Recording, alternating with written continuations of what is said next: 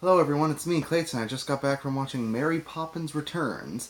Now, when it comes to Mary Poppins, the 1964 original starring Julie Andrews is, of course, a renowned classic, with some of the best music, best acting, and best overall storytelling in all of Disney live-action history. So, when the follow-up comes out over 50 years later, does it hold a candle to the original? Well, I wouldn't say it's as good as the original, but it definitely is a supercalifragilisticexpialidocious sequel. And by that I mean it is a pretty good one. Now, the sequel takes place several years after the original story, where Michael and Jane are now adults, and Michael has his own group of children, little children they has to look after, since his wife died recently at that point in the story.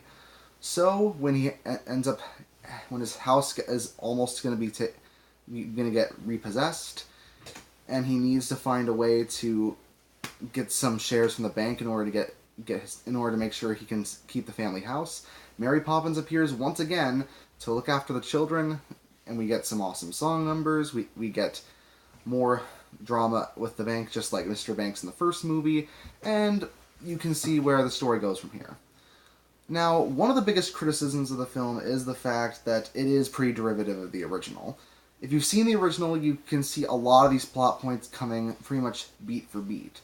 You know when the emotional scenes are going to happen, you know when the musical numbers are going to happen, you know when Mary Poppins is going to appear, when she's not going to appear, when it's going to focus on Michael, just like it focused on Mr. Banks. You can tell pretty much everything that's going to happen.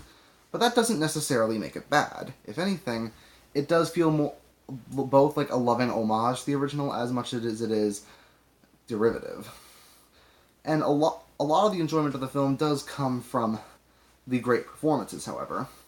Lin-Manuel Miranda does a great job as Jack. He's the stand-in for Bert from the first film. Only Manuel Miranda has a slightly more believable accent in this version, just slightly. As for Emily Blunt as Mary Poppins, I don't think she holds a candle to Julie Andrews. I think she pretty much defined the role. But Emily does a good job. She manages to get the voice down well. She does sing reasonably well during the many musical numbers. And she has her attitude down pretty much perfectly. Speaking of the musical numbers, the songs in the film definitely aren't going to be as well remembered as the original. But some, such as Can You Imagine That, There's Nowhere to Go But Up, and A Cover Is Not the Book, are definitely ones that'll stay in my mind for a while. It's true that there are a few forgettable songs in the film, but the ones that do stand out will probably end up in my head for the next week. So that's always a good sign. Now, it is true that technology has improved a lot better in 2018 in comparison to 1984, but still there were some tricks in this film that clearly paid homage to the old effects from the original. For example, the opening and ending credits have those old wall paintings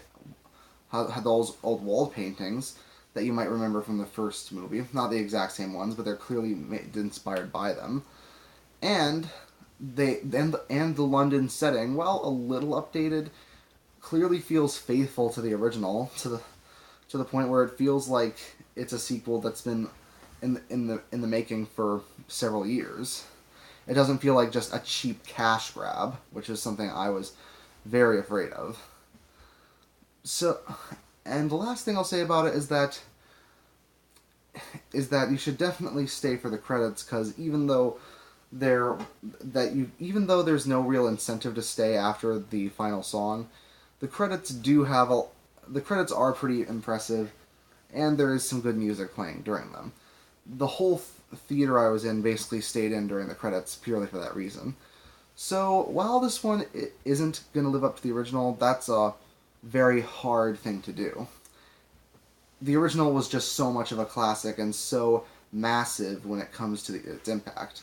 So I say this one did its job fairly well. I give Mary Poppins Returns an 8.5 out of 10. See you next time.